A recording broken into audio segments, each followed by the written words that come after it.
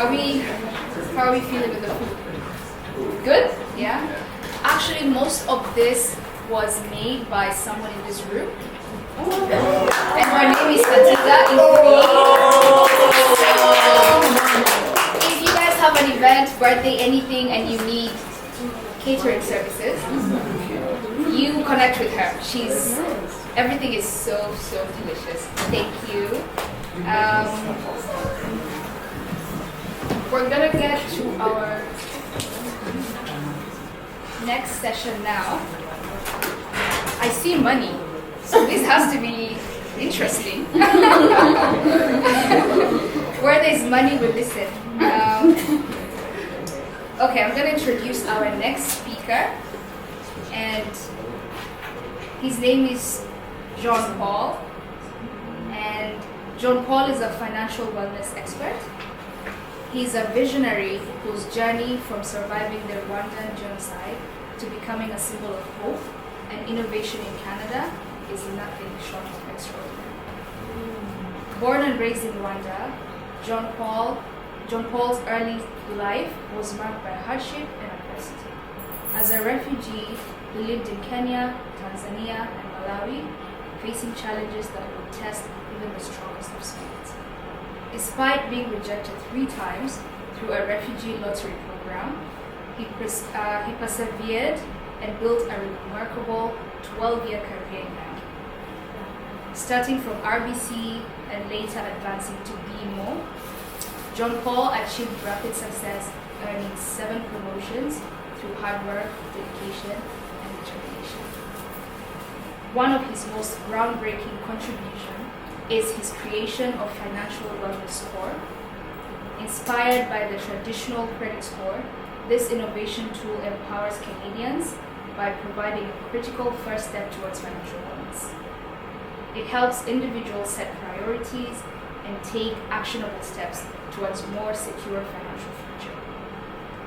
A pioneer in the field of financial wellness in Canada, John Paul has played a leading role in addressing financial stress within Canadian households. His work continues to redefine how we approach financial health, offering hope and practical solutions to those striving for stability and prosperity. Everybody, let's welcome JP. Wow, thank you so much, Lou.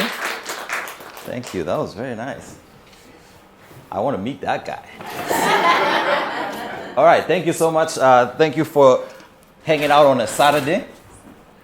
It's not easy. I've done several of these. This one is special. And no, I don't say that every time. That was, more Casanova style, not mine. But today we're talking about money. As you can see, I'm holding a United States of these United States not legal tender of $1 million. Why is this not $1 million? The zeros are there. The zeros are there, right? You can see? There's 6 zeros. There's a 1. There's the Statue of Liberty. Most of the things are there. But why is that not $1 million? Because it is not legal tender. And money itself is a concept. And whether you have it or you don't have it doesn't determine whether you're good with money or not good with money. It actually goes even further than that. Money itself is just a resource. Being good with that resource and how you approach that resource is really the conversation that I want to have today. So we're not going to be budgeting. I know I see disappointed faces. Whoever came for the 50, 30, 20 education, I have videos on that, different ways I've said it. Today we'll be addressing even deeper than that. Before you even had money in your hands, did you have an approach to money? Were you a spender when you were born, or were you born and then became a spender? Is the gap that we see in investment in the Black community a gap coming from the fact that our parents did not invest, or the fact that we did not become investors? And is that anything to do with Nurture versus nature. Is it in our nature to spend more? Is it in our nature to invest more? Or we just don't know? Today we'll answer all these questions, but we are not going to be just sitting here. So I know you just got a snack. This is not going to be that kind of presentation. I apologize in advance and I'm not sorry. We are going to play a game of accumulation. Now, I did not invent accumulation. Capitalism invented accumulation. Most of the times when somebody says you're good with money, they usually mean accumulation. You take $1, you keep some of it. You take another $1, you keep some of it. In essence, being good with money boils down to how much you keep, not how much you actually put your fingers on. So we'll put our fingers on some not so real money, and then we'll go through things that happen inside you when you have this resource. Because when does somebody who declares themselves a spender start spending? You think they spend it when they get it? No. They're in spend mode every time. But who actually qualifies as a spender? There are 5 money personality types. We'll go through them all. Now, because the lack of the draw, my computer is actually down. So I have a free website where you can test your own money personality type. I wanted you to go through that before we play the game, because in the game, you're going to have a real money personality type. We're going to go through 12 scenarios, and your reaction will be based on your money personality type. But because that is not there, me and my new assistant, hello, we will allocate you a money personality type, and you will play the game based on that money personality type. It's going to be super exciting. But for now, you're all wondering, what's my money personality type? Who wants to guess and share? Please be brave. I know the last presentation, Nta asked you to be vulnerable. This is a good time to continue in that spirit. Vulnerability and growth go together. You cannot address what you don't acknowledge.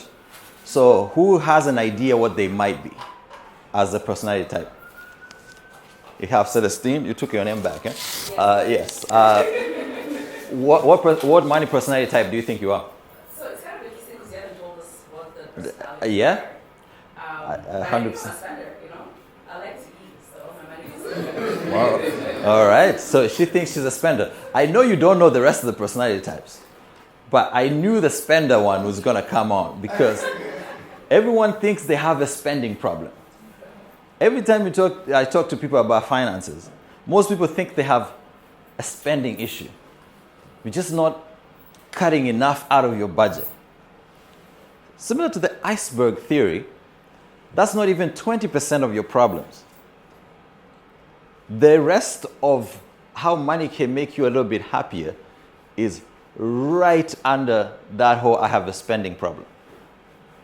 I think what sometimes you mean to say is, I'm not buying the right stuff. We'll get into that. Does anybody else have another personality type that is not spender that they know of? Okay. I don't know if there's a middle between spender and saver, but I'll be there.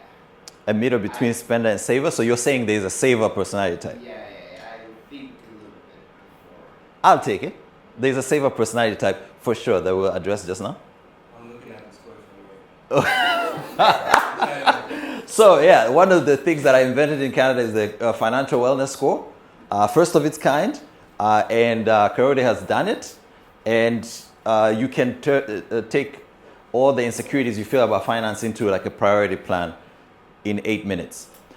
But do you have a financial personality type you want to introduce, or should I just keep on? The cash flow management. No. No? But I see what you're trying to do. You're trying to cheat in class. So it's not all doom and gloom, because what if you find out you're a professional spender, born spender, spending, and will spend? What happens? We'll talk about mindset shifts after the game is played to show you that no matter what your personality type is, a mindset realignment can get any personality type to a financial peace and a financial wellness that any other personality type can achieve. Because a whole lot of finance can be done with a good plan and getting the person out of the way. So no matter what your money personality type is or what you think it is, by the time we are finished, we'll play the game and then we'll talk about how to realign your money personality type for progress. Because part of how a money personality type holds you back is you keep doing the same thing, you expect a different outcome, the outcome does not come, and then your crutches are the same thing. I'll give you an example. Retail therapy. The day after you get paid, or some people go the same day they get paid. You know what? I'm not here to judge. But you're frustrated you haven't been saving enough money, but you're happy you've been working for money. So you get paid, and you buy yourself something nice because of the working for money part. And that cuts out of your ability to save, and all of that is actually programmed in your money personality type, and you have not really made one single decision in that whole set. You could set your watch to it. That's gonna happen. Until you interrupt your money personality type, you will be spinning the wheels, relying on the same self-help that you have been relying on, achieving the same thing you have been achieving. Even if it's an achievement gap, it will still be there. So you've got to understand it, and then we'll talk about how to interrupt it. But it's fun to actually see how people relate to it. So let's start with the first one. Who here would consider themselves entrepreneur, enterpriser, risk taker? Words speak to you. 1, 2, 3. You should have your hand up. Yeah. So these are the people who are make it happen people. They will not be anchored by the past or what we don't have. They have the expansive mindset to the nth degree. They will invest without worrying about where the rent is coming from. Their main thing is a foot forward, a step forward. Is that necessary? Yes. To make progress, the enterpriser will probably be the first one in line. Whether they're creating havoc in the back by skipping bills or skipping things, hey, that's not their issue. Their issue is that they have the confidence to take one more step. It doesn't matter if it's darkness or it's light. Enterprisers will take a step forward. And when it's time to invest, you tell them, you know what, I need a balanced portfolio. Something that doesn't melt away when things get rough, but grows a little bit when things get good. No, that's not how they asked for the investment. They're like, what is going to pop? We are going for the moon. Those are the enterprises. These people will start businesses even though business failure is at 97%. Not my number. Businesses fail and they will continue failing, but enterprises will start businesses. The first people inside Bitcoin were enterprises. Wherever there is risk and risk tolerance, the enterpriser will be there. And sometimes you have a primary and a secondary personality type. So sometimes you have enterpriser feelings and other personality type that I have not introduced yet to the group feelings. They can mix in between one person. So the link that I will share with you to do your own money personality type will generate the A side and the B side so that you can understand yourself better. But if you relate more to this, it means you take on extraordinary risk. All right, so the minimalists. These are people who don't mess with me, I don't mess with you. These are the frugal people. I can't afford it, even though they have the money. This has always worked for me, people. These are the people who They don't even have the desire to desire it because you think it's cool. The way they handle their money is, I'll just take the basic necessity and I shall not need. And how they go through life is to make sure their short-term goals are met, but more than anything, they are constricted to enjoyment of anything or taking advice on any risk. They are not going to go to the bank and say, hey, give me a growth portfolio. They'll be like, no, I've been saving my cash and I am going to get to whatever I get to, but no one is going to get me in an investment that's going to lose me money. The aversion to risk in these people is the main driver to making decisions. And every decision they make leads to another decision of avoiding risk. So the chain could start from the day they were born, but the minute they interact with money, this is where the money personality type starts to manifest itself. So, do you guys know anyone that is a frugal person? Oh, there's a lot of. When do you think they started becoming frugal? Like their first frugal moment. Like, give me an age. Yeah. Estimate. First paycheck. So that would be, let's say they were 17. Okay, I have 17. 30, okay. I have 17, 30. Okay, just shout the names. 7, okay. Yeah, we're on 7. 5, 7, 8. Like that 5-ish, 6 mark. Yeah, so the personality type starts to show up around 3 even. So, it's just a matter of interacting with money. They don't have this loss aversion just because it's money. Money is the medium that I'm focused on. They probably have loss aversion on jumping on a bungee cord. They probably have loss aversion, I don't know. I was going to say, taking a trip with a one-way ticket, but you probably should not do that even if you're not frugal. But I want to just mention that money is the medium. Your personality type and the interaction with the medium is going to be consistent because that's who you are. And unless you interrupt it for progress, you will keep getting the same result. And by the way, a frugal person, that's not bad. But is that managing money well? There's a lot of people shaking their heads, but if you were to say between a spender and a frugal person, A or B, who do you think is managing money better? Frugal? Nobody's standing up for the spenders? Wow! As if YOLO was not a lifestyle. I don't know. I think you can spend because money's there to be spent. Money is a medium. Listen, I just want to make sure that we are balanced in the take here. That the only thing that a frugal person or a minimalist has over a spender is that their superpower of a savings habit.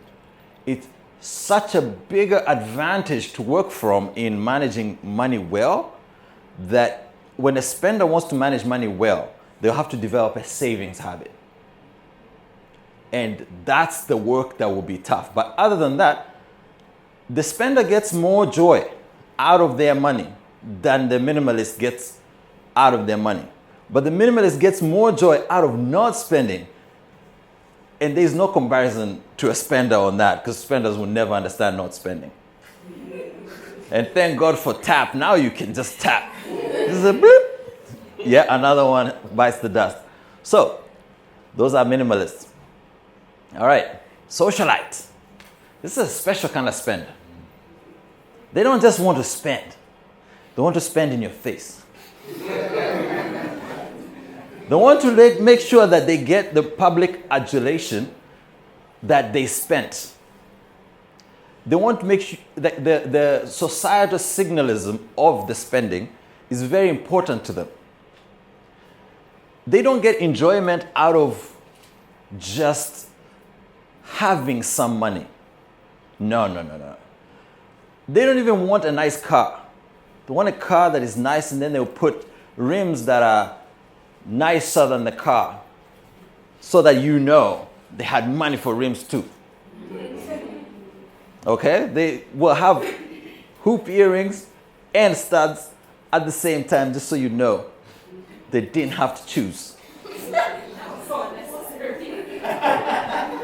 Oh, somebody! I think we're getting somewhere.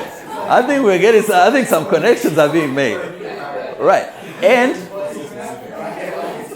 And if you ever are in a situation where you are in a bind, this is the friend to call, because they are genuinely generous.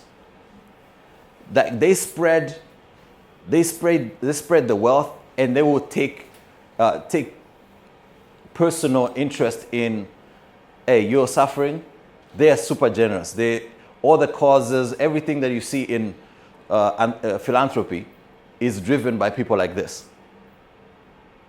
And I'm talking from $20 to $1 billion. The Melinda Gates and the peoples of the world like that. That's the socialite. They could easily spend that money in private. Nobody needs to know you're announcing like malaria, whatever. But because the socialite part of it prioritizes the social signaling. And if this is you, you will know, because you've probably bought shots at the bar for people you don't know because it could be their birthday. But even if it isn't, it's somebody's birthday somewhere. That's the socialite. If that's you, that does not mean you cannot make financial progress. That just means you have to stay for the second part of this presentation, where we talk about entrenching some mindset work to get you some progress. But similar to spenders, these people will have a really, really good time with their money. That resource, that medium, will bring them happiness directly. Outflow of money, inflow of good feelings, which is different from the frugal personality type. Frugal personality type, outflow of funds, no good feelings return. All right. Need I say more? This is the spender. There is impulse. What separates the spender from everybody else is the impulse. These people buy things that they don't need to buy. And not necessarily with money they have. They could buy things they don't need with money they don't have. Which means when things come up that really needs to be paid, they might even go get new money to pay for either anticipated or unanticipated things. One of the very indicative signs of a spender is the paycheck to paycheck lifestyle. And I'm not saying it's all a choice, because there's like 46% of Canada is on paycheck to paycheck. Sometimes you're transitioning between skills and you're trying to figure out how much time to sell to the market versus creating an asset, things like those. So there are periods in life that can take you from a spender to a saver to a socialite and all around. So in any part of your seasons, you could be experiencing any one of these money personality types. Or it could be your dominant personality type, as in really, really, really who you are at your core. All right, so this is the rarest of the breeds. The realist, security seeker.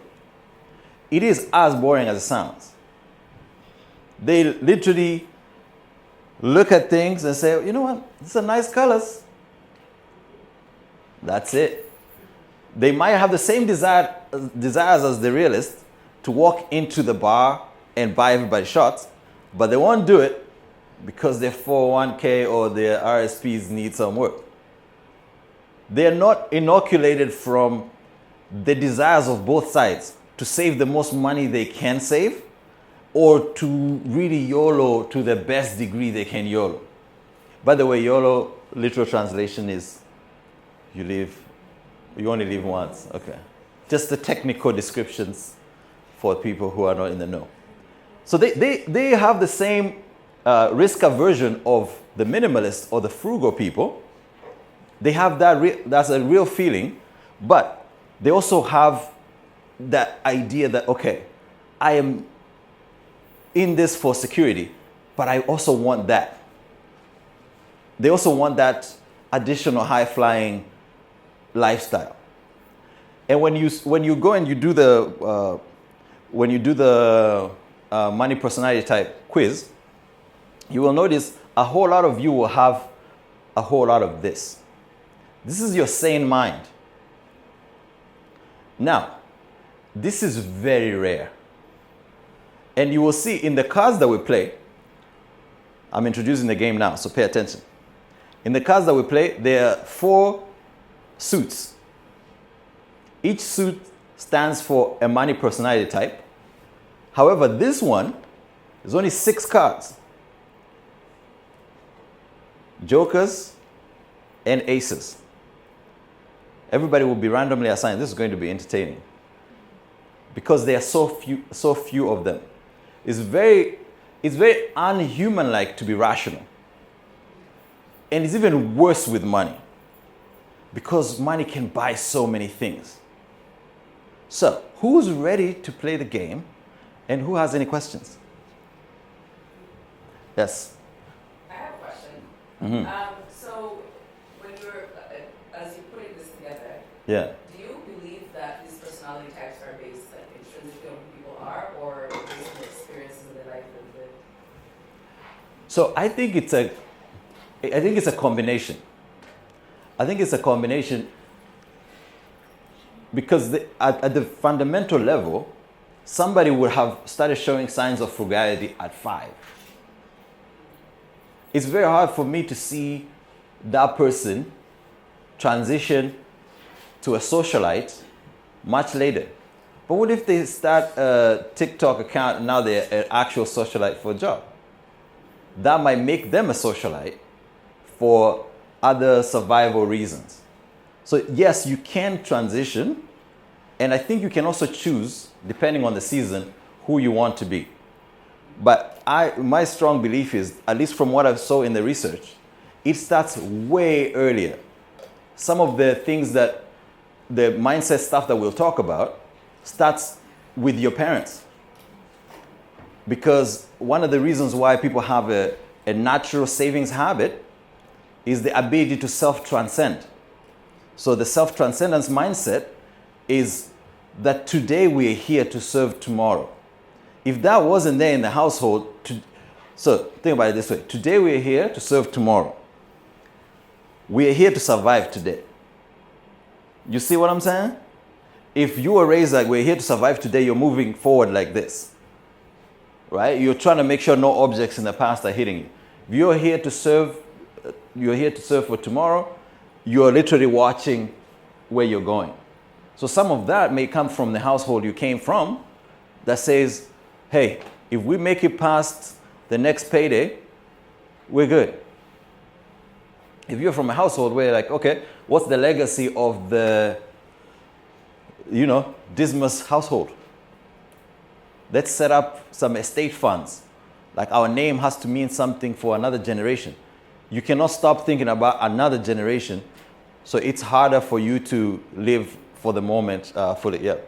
No, I was just going to say that, so in a way, one can think about it as any other behavior, right? We have a little bit of a biological component, but also the environment that we brought up in. Yes. 100%. And the environment gets a bigger and bigger slice as you go further and further from your, let's say, like as you grow up, you have less and less interface with your parents. So those values, if they're not coded in early, they have less and less influence on decision making. But today we'll be interrupting them because there's a mindset shift class after this and after the game. So, yes. Maybe stats on what proportion of people are the spender, saver, Realist, etc.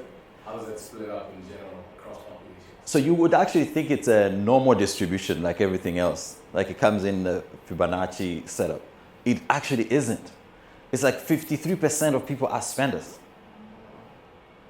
But whenever you go into cash economies, that Bell distribution comes in. So the spenders become kind of normal distribution, 46%, and then savers are into the 7% and 15%, and the extreme ends are 15%. But in North America, where all the credit industries are developed, 56% are spenders. So the distribution is heavy on the spending side and even less on the saving side. Yeah, so they are numbers. I only remember the spenders because that's what like jumped out at me. But the savers are very few in North America. And the savers are few because they're squeezed by, if you're a security seeker, you're still an investor. If you're a saver, you're just out here saving. So we have a developed investment market. We have a developed credit system. It's very hard to see somebody not participating in both. You're not taking on debt and you're not taking on investment. So that's a very small sliver of people. Yeah. Any questions? All right. So this is, you can take this chart home. All this information will be available for you. It's a quick summary of what might be your potential challenges. If you're an enterpriser, you might suffer from overconfidence. If you're a frugal person, you may suffer from not achieving big goals like things that require credit, retirement, things that are monumental that you cannot do yourself without compounding growth helping you in the market. If you're a socialite, impulsive spending. If you're a spender, a little bit of hardship because you're going to end up becoming a check-to-check situation. Realist, just general sadness. FOMO, general sadness. Yeah, reality is really not as exciting as they said it was going to be, but you will have the best outcomes. Because part of the money itself is making a good decision. If you make a good decision, you get really, really good outcomes. Like, yes, you will have sadness of not going to Mexico for March break, but then you'll be crying, wiping yourself with, All right. All right, are you ready for the game? Yes. All right. Okay, so this is going to be, so hold on. All right, so these are the dice rolls. So the game is comprised of everybody having their money personality type. We'll shuffle cards and we'll make sure that you pick at random. Whatever you pick, I'll call out how you will react to the actual situation that is happening. And we will not know what the situation is until we roll the dice. There are 2 dice. I guess it means 2 die. That's the plural. Yeah. Yes. Yeah. So if they come up as 3, it means there's a family emergency. You have to pay $300 and lose 2 rounds of income. Every time that we roll, everybody gets income. That's 1 year. Every time that something like this happens, clearly a big problem, because you get to miss 2 rolls and you pay $300. If you did not have that money saved, you go to the bank and the bank is going to give you a loan. Today, all loans are getting approved. And at the end, we will calculate the net worth. All right? Yeah, as you can see, inflation hits, purchasing power decreases. We'll determine how much we're taxing you. We still haven't figured it out. Boom economy, if you have investments, we will give you more money. Surprise thing that happens, car breaks down, child is suffering from mono, 150 repairs. If you don't have it, you go get a loan. If you have it in investments, you sell investments. But if you have it in savings, we'll take it. So we'll try to roll with this. Let's try a few rounds. And I would like this to be in a circle. Is it possible to, without too much fanfare, organize this in a circle? Yes. Like, yeah, just take your chair and swivel. So another 100. So we need another 100 more. So we'll just especially the spenders. Spenders and socialites. Yeah. If they have 1,000, just put one as a loan underneath. Another one? Yeah.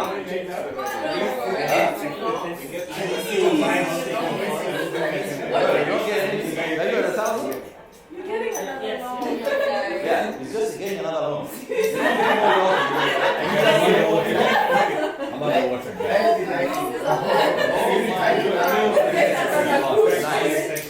You see what I'm saying? You know what I'm saying? Like, look. Sorry, what do you mean? Yes, enterprise should pay 100. No, I'm not. Yes. I have insurance. Oh yeah, you do have insurance, yes. Oh, yes, everyone has insurance. It's evil. Nice. I love how you understand the game.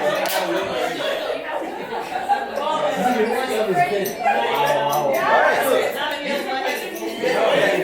enterprises, you guys have had a good run. Pay up. When is the market? So you can get it. When is the market going down? So spenders can get it. Alright, so listen, one last row. Brother, one last row. Oh, he didn't get a loan. So where are my rich people at? Oh, shit. We've got another boom economy. This is our last row. This is our last row, and I feel like. What? We didn't roll? What about us? Oh, actually, yeah. Let's go with it. Let's go with it. Boom economy. How much does everybody get? No, hold on. Let's not sinking in, guys. Pay attention. It's really working. It's really working. There's some people getting mad for real, which is exactly. I'll be upset. Boom economy. These guys get 200. The seekers get 100. And the socialites get 100. Socialite.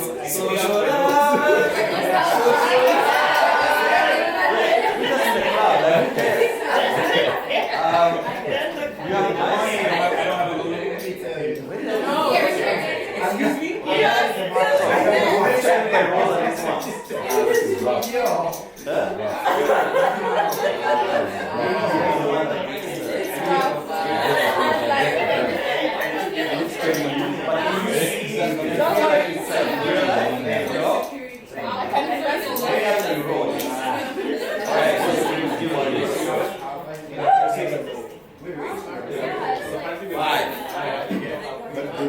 Healthcare issue. During this time, but during this time, people like me were enjoying life. Yeah, you are. 100%. Okay. The problem is, You get another loan. debts to GDP. Oh, you guys pay up. We enjoy.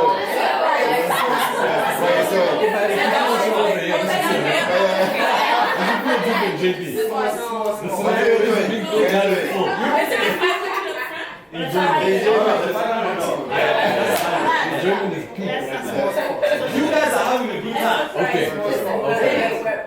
You are, listen, you are out here every time it's like a Friday night, Saturday night. More money. You know what I'm saying? You're doing our piano dance that is happening. Alright, so let's keep the rules. That's right. One is a hobby. Alright.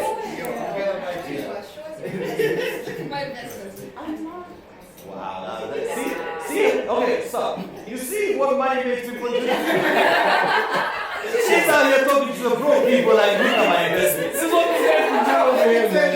That was not part of the game. I just heard that. He's terrorizing us. Being terrorized. No empathy. No empathy. Market crash. Market crash. 20. 200. From who? Like what about us? 10. We went in the market. 10 from you. Oh, no.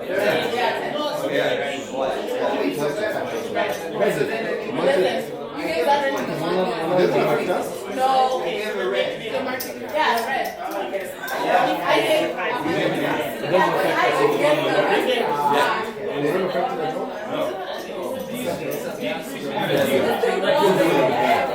Good for them. Good for them. Let the rich burn. We are at the eat the rich part of the. That's true. Capitalism. So the guillotine comes out when? Alright, 3. Plus 100 income missed yeah. with more debt. I'm good. Yeah. So we lose 100? No. No, these guys need another 100 to complete their spending plan, which is 1,000. So whoever is under 1,000 gets a debt of 100.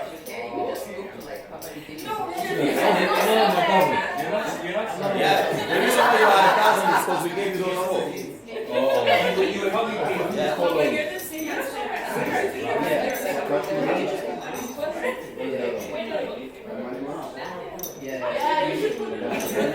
It's not personal. I didn't make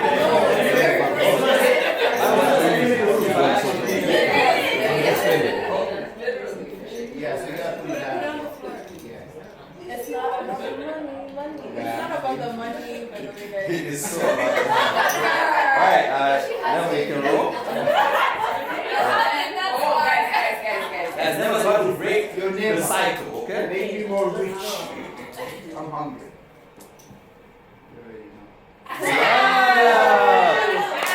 Wow, golden opportunity. Golden opportunity. Are you guys reading that out now? This is golden opportunity. Bitcoin at $15. You probably was there when Bitcoin was at $15. You probably was there when Amazon was at $100. This is a golden opportunity. Yeah, Uber. 500 is 1 lakh for enterprises, and for you guys get Socialite don't get you guys get like 200 just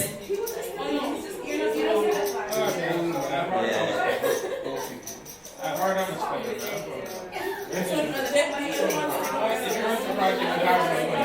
No, they just get to watch what actually is happening. Alright.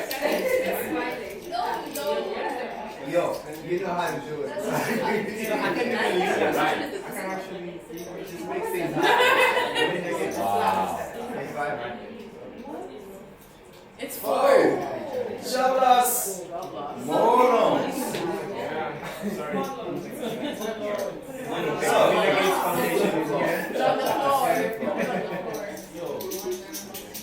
You're in another bed. You know what? I don't even care. I'm living my life.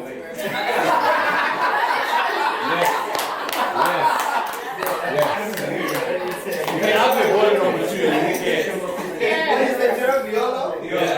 That you want to write I'm done with this economy.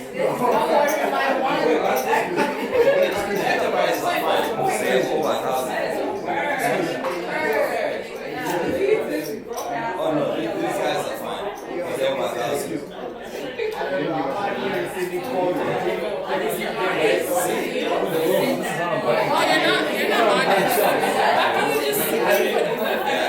We got 2 more. It's not over until it's over. 11, market crash. Market crash. 100 from security seekers. Yeah. Please. Thank you. You want to take what's You've been waiting too long. Arrow 2. No, red. Yeah. Alright. There's time in the market, there's time in that. That is right. I don't know, man. Alright. Yeah, you know how it is. There's one we haven't had. Nobody rolled a 9. 10. Side hustle. 100 for enterprises. Yo, Enterprises are here to be good. I don't know, man.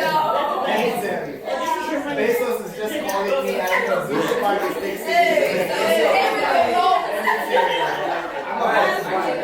Zuckerberg is texting me.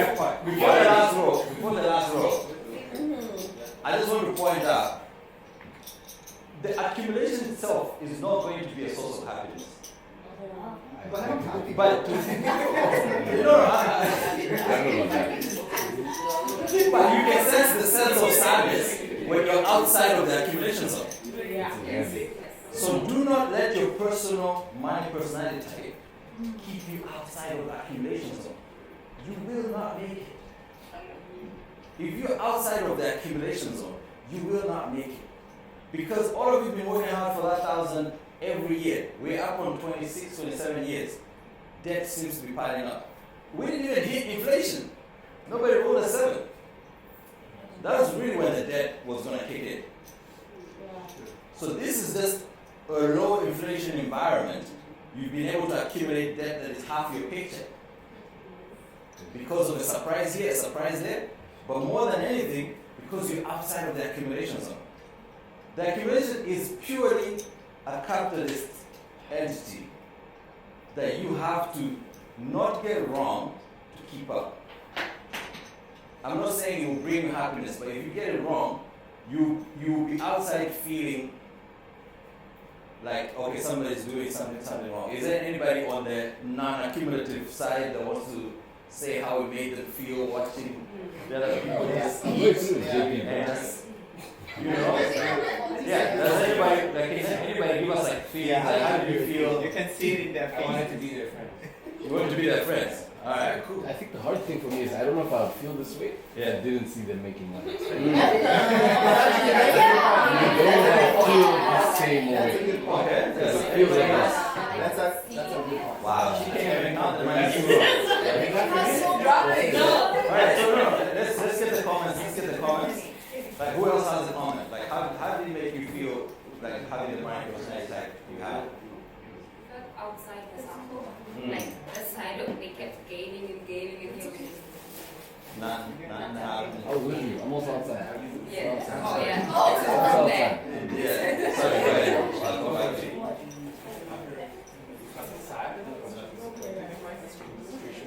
Right, like it almost feels like unfairly the game is getting played on top of your head. Yeah. Okay? Sorry, go ahead. I felt rejected. Reject. From the Oh. market, yeah. She kept telling me no. I felt rejected. No, good job. Yeah, okay, go ahead. Now, I was just gonna say that I can't relate. I'm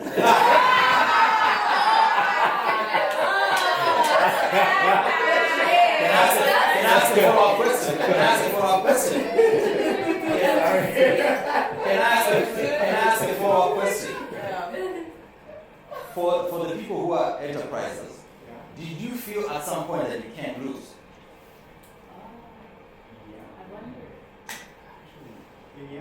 No. Why? Eventually, you gotta spend the money. You're making more money, right? But did you ever get the sense that you're going to lose? You're overconfident. That's how we roll it out. See, that's a money personality type that will lead an enterprising person to keep taking bigger and bigger bets. The reason why you're up is because I manage your bets.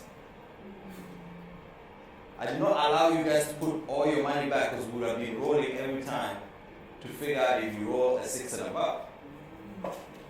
But that did not stop your overconfidence from building. And then there are these two. the worst of both worlds. How did you guys feel? She did not feel anything.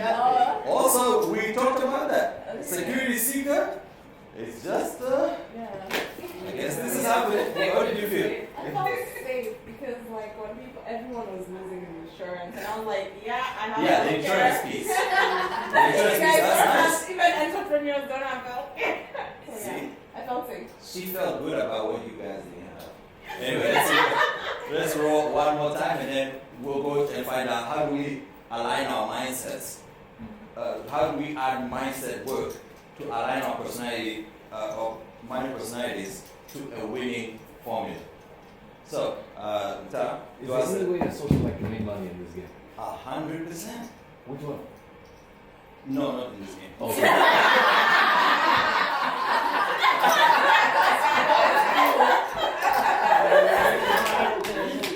Nine, finally, car trouble, more loans. Because you don't have your money. As a spender, you are getting the 1,000 and you're spending the 1,000. Oh, every time. Yeah. So anything surprise you, we add more. Yeah. All right. So I'm just going to drop this and then we'll count. My car issues. All right. So as we do this, ask me questions because this is the last we do of the game, and then we'll go back to mindset. What the board? I'm a negative. Negative. So,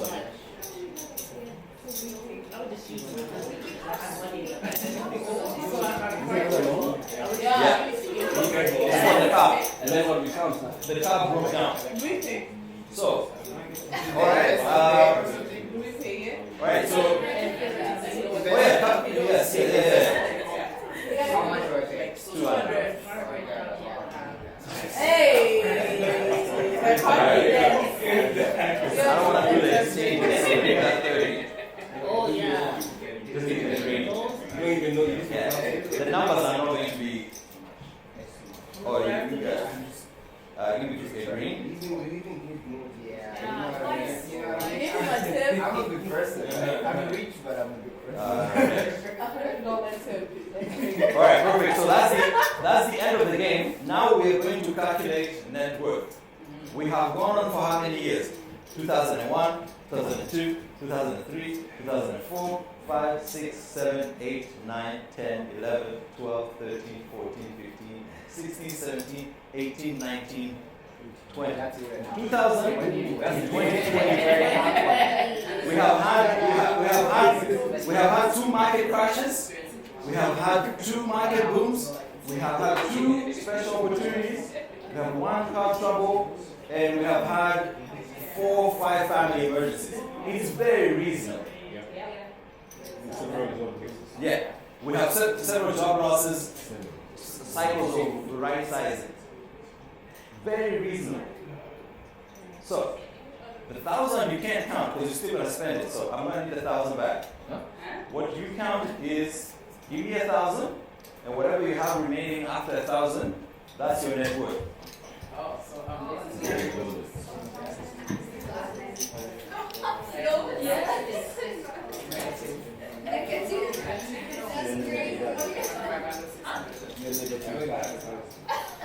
Oh no, you do have time. Oh, we didn't give you 1 white. So yeah. But that's fine. You have negative. You have negative. That's. We also didn't give you 1 white. Give me 1,000. We also didn't give you 1 white.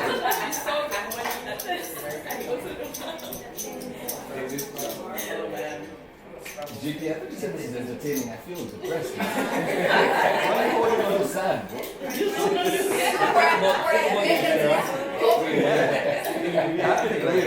That's a good one. I'm thinking about I'm the one that. Is everybody in the meeting?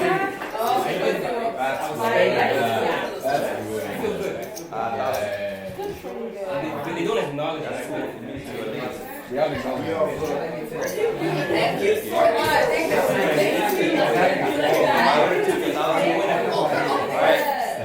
All right, everyone.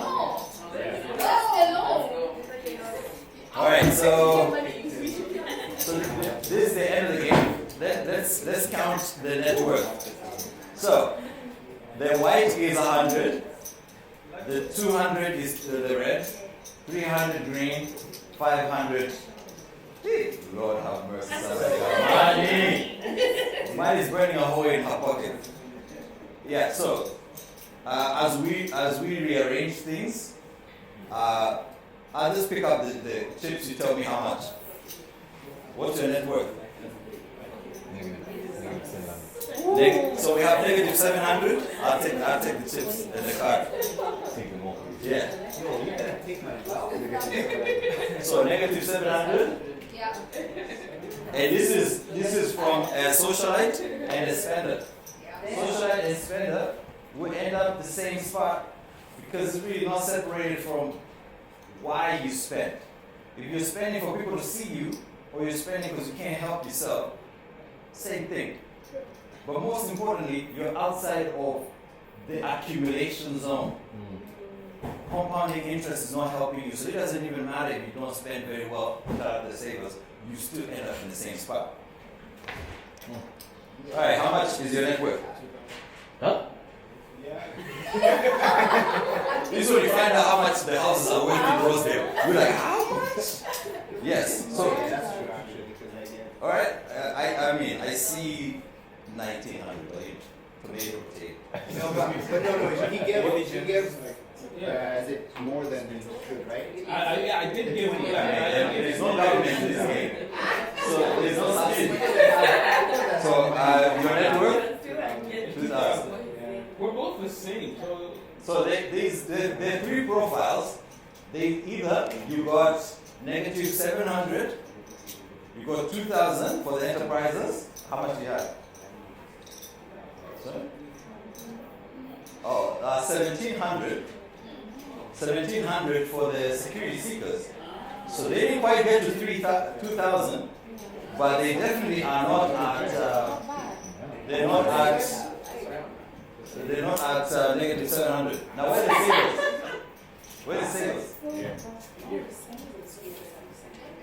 So the savers ended up in the same spot as the socialite and the savers.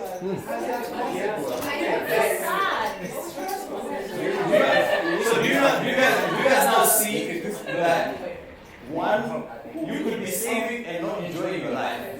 Because one of the things that is ungreat about the socialites and the spenders, they have been enjoying their life. She has not. But one emergency, one job loss, one family setback, she ended up in the same spot. And she never attended all these clubs that everybody else attended. We were outside. Outside. We were outside. So if that doesn't convince you that the most important thing is to be compounded, I don't know what else I can tell you. Alright, so let's rearrange the chairs and talk about how to align your personality type with some mindset work. Ladies, gentlemen, this part does not involve your hands, so you can sit down and eat while I do the presentation. I think we have a time limitation. So please regather. And I don't want to send you home you thinking that just because you are a spender, the rest of your life you live outside of accumulation zone, and then things will just be worse and worse and worse and worse. The truth is, no matter what your money personality type is, you can put in a different mindset to how you approach finances that will give you the same results as if you are an enterpriser or at least a security seeker. So, if you want to know, I want to highlight the most influential mindsets that lead to success in finances. It's in finances and in life, but I do focus on finances. So, the first one is, first, let's understand why mindsets matter. By the way, I don't know why my AI wrote Sawidi and also got it wrong, but these two are legit. Scarcity is the underlying fear of never having enough. That also develops very early in life. So besides the other mindsets that I talk about that are more aspirational, I wanted to talk about scarcity as well, because I know some of us have lived through conditions where scarcity becomes a part of the negative like reasoning loops to keep us away from either the market or getting good insurance or trusting a personal advisor or just trusting yourself to make a good decision. So mindsets help because other than your personality type, the automatic operating system that is running right now, mindset is the only thing that can get you into the right course. It's the only thing you can control that will get you into the right course. And then after that, you have to do all the actions. There are real actions that you still have to open a savings account, create a savings habit, automate your investments, buy a little bit of life insurance, a little bit of disability insurance, make sure you're not paying too much for your investments. All of that are like tactile little things you have to do. Mindset is the big work you have to do. Okay?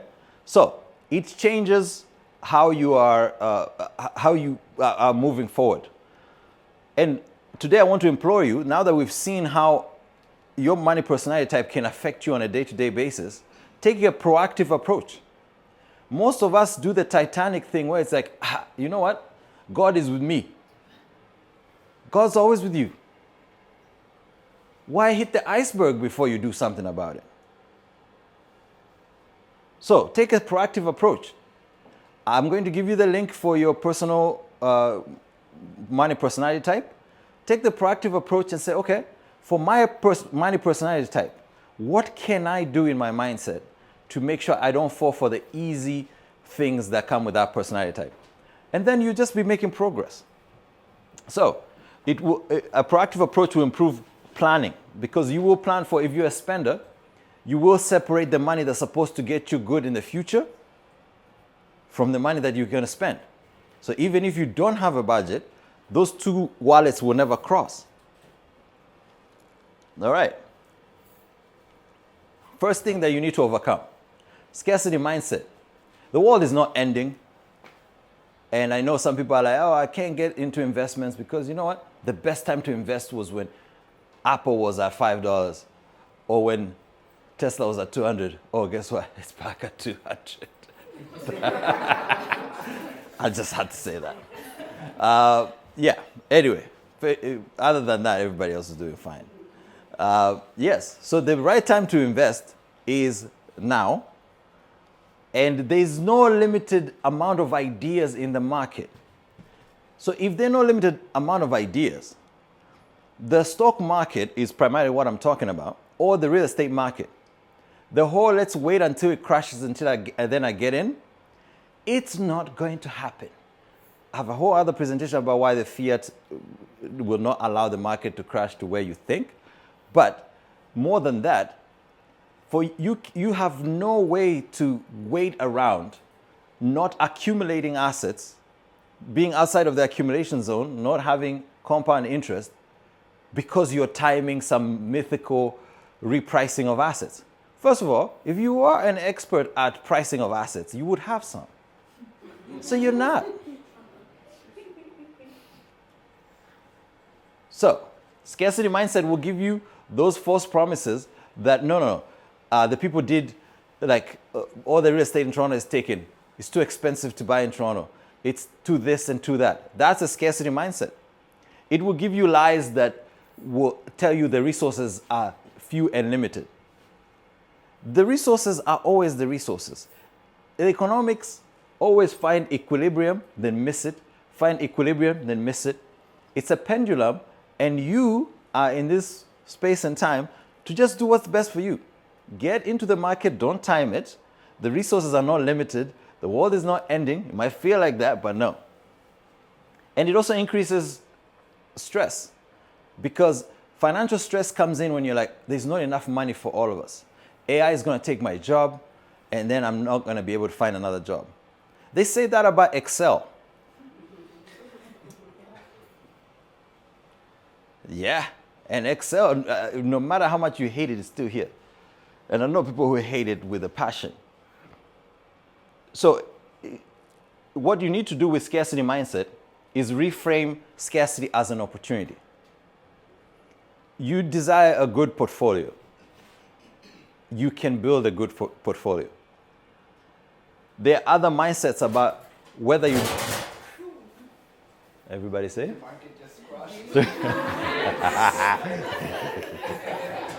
The timing. Yeah. So you have to reframe scarcity as an opportunity, and make sure that you're focusing on what can be done to overcome that scarcity. That leads us into the next mindset. But at the same time, practice gratitude and abundance.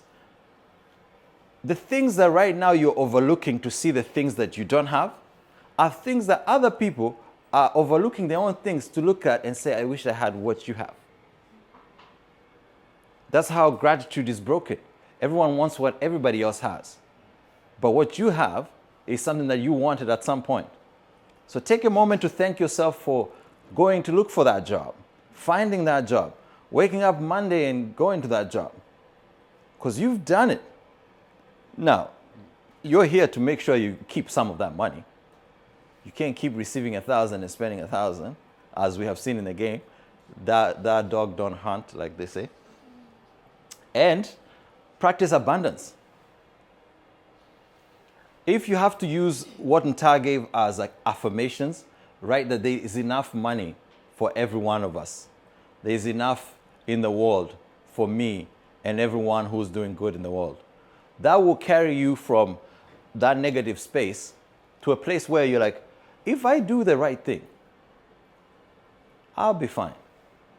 They are right things to do. They are not hard. They're not for the people who are smart or experienced or rich. The rich didn't get rich by being smart. As you saw in the game, the rich got rich by having money before the market did something good.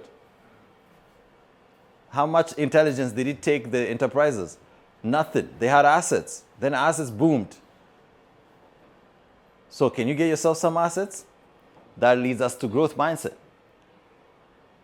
It's not just fixed. It's one step at a time. If you're not in the market right now, go and open a TFSA, put $50 in it. Now you have assets. The time the market booms, that $50 will be $60. Now you're in the accumulation zone. Even better, if you cannot do $50, put $5 every week. Then you're in the accumulation zone. And you have created a savings habit. The number one cornerstone for personal financial success is a savings habit. You will not go anywhere without it. And when you're diagnosing, oh, do I have the right investments? Do I have this and that? If you don't have a savings habit, don't even worry about it. So growth mindset, this is something you can cultivate in yourself. In your job, how you earn money. Your salary is not fixed. If you're making 60,000, you should be thinking about it's possible to make 120. If you have a TFSA that is X amount, it's all possible to have 2X. Just believing in consistent growth is a mindset you should cultivate. Even if you're not good at doing a budget, but you do a budget about something and this and that, and you fail at it, guess what? You're a little bit better at that failed budget than you were before you did nothing. That's the growth mindset. And this is very important to spenders and socialites trying to get on a train of creating a savings habit. Because you will respect the savings habit, you will turn around and spend the money. But aren't you better off that you had one successful month and 2 bad months than you had no months? You have to see it as what the Japanese call kaizen. A little at a time goes the wrong way. And once you start accumulating, all that momentum is going to form a little bit more incentive for you to keep on. If you've been saving $50,000, you open your account, $50 and you open your account, there's 50,000, you're like, oh man, I could really get to 100. Now you start to believe.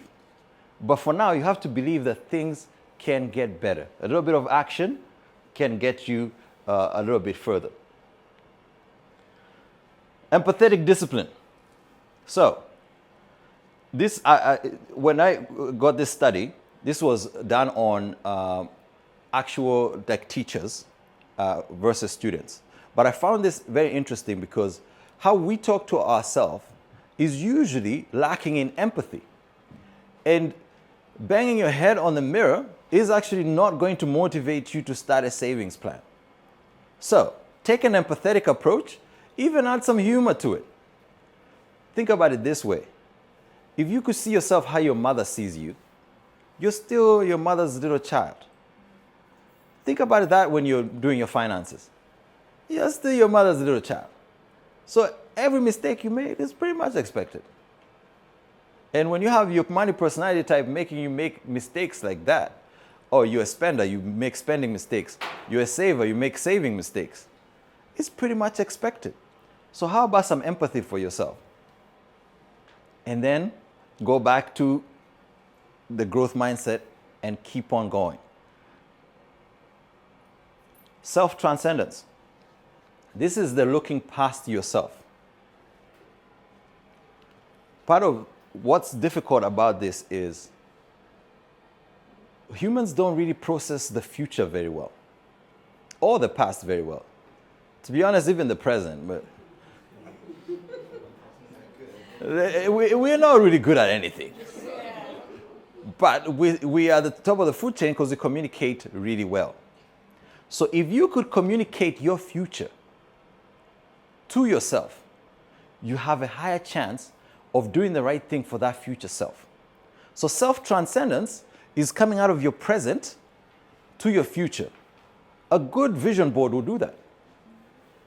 A good vision board will do that because it would allow you to see the person in Jamaica, getting their tan on because they were able to save from that guy, that lady, or that guy in the winter who was like a curmudgeon, not doing anything. Practicing self-transcendence is one of the more pop culture popular things because it comes in many different ways. Somebody says, I want my summer body. That's self-transcendence. They are they are going past the present to the future state. Saving for retirement. Every single company tells you, we'll give you some RSP points, or we'll match this, we'll match that. That's self-transcendence, because at 65, you're not going to be their employee. If you can put some boosters on this and do it for yourself, okay, in 20 years, what do I want myself to be living as? If you want to say, I don't want to be having to work, then you're like, okay, how can we achieve that for that person? And really create a plan for that person to achieve that. That is a mindset shift that will help people who are frugal, because frugal people make the same mistakes as spending people. It makes you feel good that you spent that money, or it makes you feel good that you saved that money. It does not achieve anything at all for both if you don't put it with the power of compound interest into a goal or like a situation where you can keep growing. We just proved that with the game. I love this game so much. I'm going to simplify it. Next time we play it, it's going to be much simpler because this was the first time we played this game. But you can see without growth, without compound interest, saving and spending is the same thing. It's short-sighted, it's selfish, and it doesn't get you to any of the bigger long-term goals. So self-transcendence as a mindset, create those vision boards. Do the most. If somebody is saying you're doing too much, do even more. And I don't care about the materialism part of it. If you want an Audi Q9, and that's what's going to let you practice self-transcendence, cut out that Audi Q9 and put it on top of your mirror. I'm not here to say wanting material things is bad, is good. I don't care. Whatever triggers you to be able to do the self-transcendence work, and if that's a vision board and it has materialistic things on it, and it's going to get you from where you are to a savings habit to a compounding interest situation, do it. You will not regret it. And the one that somehow did not show up, but this is the most important one. Strategic mindset. Strategic mindset is really knowing how to prioritize. Really knowing how to prioritize. When you don't know how to prioritize, ask an expert in the field how to prioritize. And this is the reason why I say that. My dad, and this is the closing story, my dad is a doctor. Anytime a patient comes to them, they might have 4 or 5 ailments. But as an expert in our field, he has to make the assertion that if I don't deal with the fever first, this person is not going to make it to where we treat the food poisoning. That's the strategic mindset. Don't solve all your financial issues in one go. And every single money personality type has the weakness of telling you there's one silver bullet. Spenders and socialites, if I could just make more money. Savers, if I could just cut my budget more. You see that? Enterprisers, if I could just invent a business that spits out cash. You know what I'm saying? And then safety seekers, like I said, nothing going on there. They're just balanced, making good decisions. So applying the strategic mindset will make you more like a security seeker, no matter where you're coming from. If you're coming from a saver, it will allow you to take on more risk in the market because you are aware that without the compounding growth, you will not be able to make it. If you're coming in from a socialite or a spender, it will help you cut out a little bit more in your budget to access that compounding interest because you are aware that it's not going to work if we are not practicing compounding. So the strategic mindset, bar none, the most important mindset work you need to do. Pick one thing for 6 weeks, work on it. If you don't like how much you've done, take another 6 weeks. You're only racing against yourself. And if you believe in the growth mindset that we talked about earlier, every 6 weeks, you'll be able to get a little bit better, a little bit better, a little bit better, and they're 52 weeks. So technically you have 10 turns, 9, my math is off, to make sure that you got better every 6 weeks. So strategically pick one. Pick one part of your money personality type that today you can create a through line to compound interest from that money personality type that you have. And you will be good on all your goals. That is it. Practice, practice, practice. I'm JP, and that is it. Thank you. I'll take questions. Are we getting kicked out of here? Oh, okay. I thought we were under the gun. Yeah, I would like to hear some people on what you liked, what you would like to hear more. Yes, please. I like how the game you made it feel very real. It happens that I think most of us don't notice, or as you say, we're not part of the game. Yeah. But also when we see it happen and that you might be missing it. You know, my favorite part of that was when the first time we had the market boom, golden opportunity, somebody rolled a 6 and another 6, and everybody celebrated before they knew that only people with assets are going to get the benefit. When that started to sink in, that's when I saw some people go like, wait, so it just happens like this all the time? And yes, it happens like this all the time. Asset appreciation is the only way to achieve your financial goals. You pick the asset. If you're my coaching client, shameless plug, I can help you pick some assets. But pick an asset. It's the only way you're going to achieve your financial goals. And your money personality type can either be a friend or a foe. But you have one, make sure you find out what it is, and then do the mindset work around it to put some strategy around it, self-transcendence, growth mindset, and resisting the scarcity mindset that might be inherent in all of us.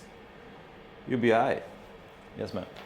So I was thinking mutual funds, like Mhm. the bank is always saying, put your money in mutual funds. Mhm. And they say, how much risk do you want to take? And I'm not a risk taker. Like, I don't want to take a lot of risk. So they always say, okay, not a lot of risk, mutual funds and GICs, Mhm. right? But is it important to take risk? I'm like the aversion. I don't like risk. I'm like, I know your money makes more money if you take more risk long term, right? Mhm. So if you're willing to put it in for 10 years, then you can take more risk. But if you want to put it in, they're like, how much you want to put it in? I say like 2 years, and they say the GIC and mutual fund. Should we be taking more risk with our money? Should I be putting in it for like 10 years and saying leaving it locked in a mutual fund and just let it be, or is that the best? So that's an excellent question. By the way, I was a bank advisor for quite a while. Mm-hmm. And usually in that appointment, you have about 45 minutes. And I'm trying to get a mutual fund closed, full disclosure, because mutual funds are actually not done by the bank. They're done by a company called 1832. And they're sold to the bank. Every time I sell one to you, they give me commission back. Similar to if I sell you a credit card, I just sold you a MasterCard product, they give us commission. GICs, on the other hand, I make no money and I have to wait until either you cash it or you don't cash it.